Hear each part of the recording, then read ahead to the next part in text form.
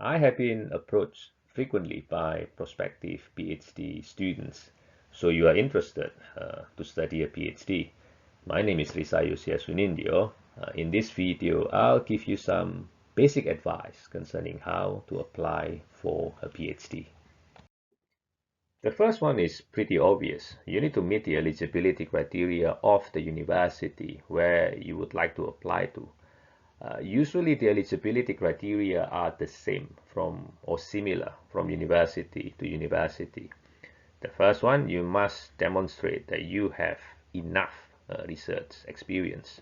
For example, you have completed a high-level honors degree. Then you can use this one to meet the eligibility criteria. Maybe you have done your master by research or master of philosophy. Likewise, you can use it to meet the eligibility criteria. When you did research or thesis work in your bachelor's degree and maybe also in your master's degree, you should be able to use it again to meet the eligibility criteria.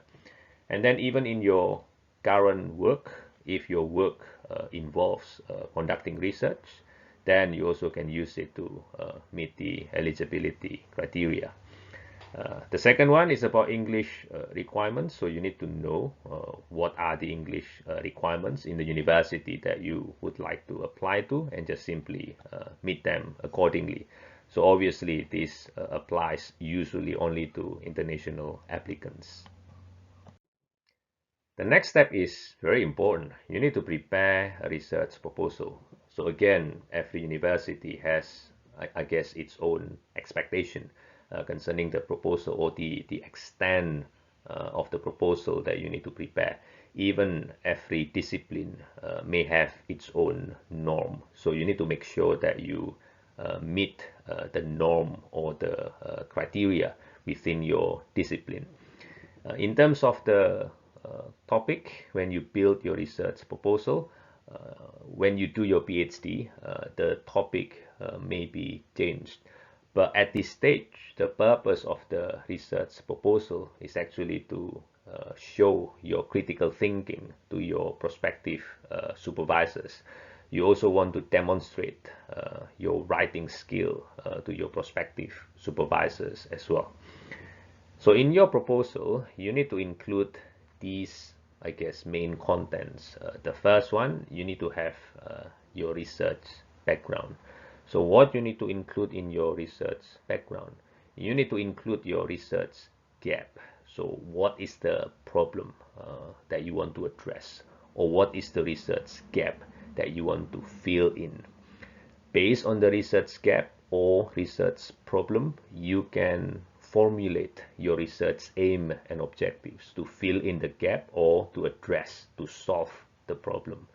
And then you also need to explain the significance of the research. So why the research is important. From there, from the background, you need to have a section called literature review. So you need to review what has been done in previous research, and then from your review you also can identify the gap that you want to fill in your research. If you can include some theories or frameworks within your literature review, that will be good as well to demonstrate your critical thinking.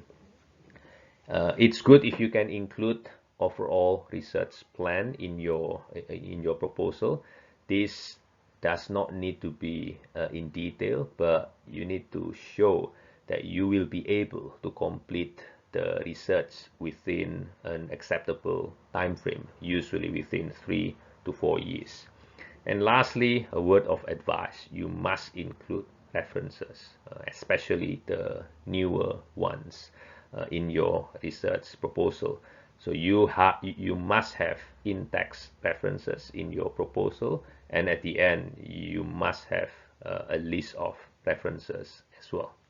So these are, in a sense, the basic sections or contents that you need to include in your research proposal. Next, you need to find your prospective supervisors. The main point here is to ensure that their research interests match your research proposal or your research topic. It's okay to approach a number of prospective supervisors at the same time, but you don't want to spam everyone by simply sending an email to as many supervisors as possible. So you don't want to waste people's time in this case. In UNSW, for example, you can visit that link if you want to find prospective PhD supervisors. So if you search, for example, construction management, then you can see my profile there. The next step obviously is to contact your prospective supervisors. So when you contact the prospective supervisors, you need to include the following documents to help them make decisions, and also to make the process more efficient rather than waiting for the supervisor to reply and asking you to submit the supporting documents.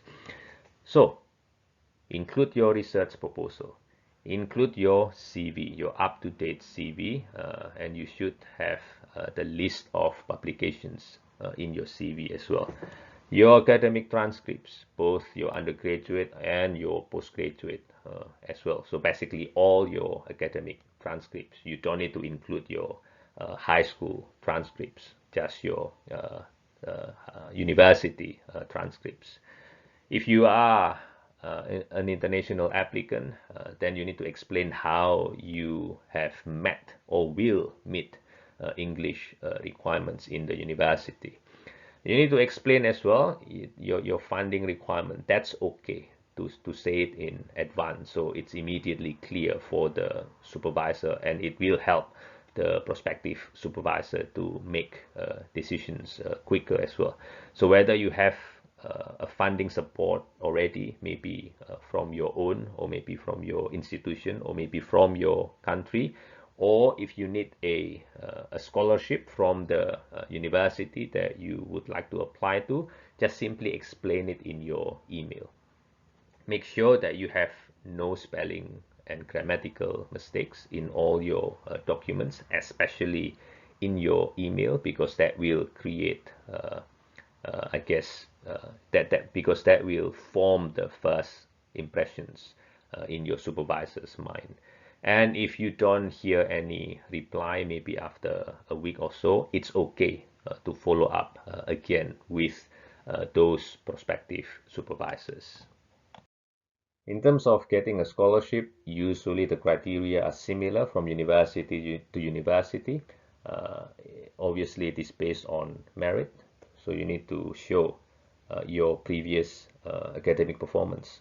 So if you have high GPA, then you will have a better chance of getting a scholarship.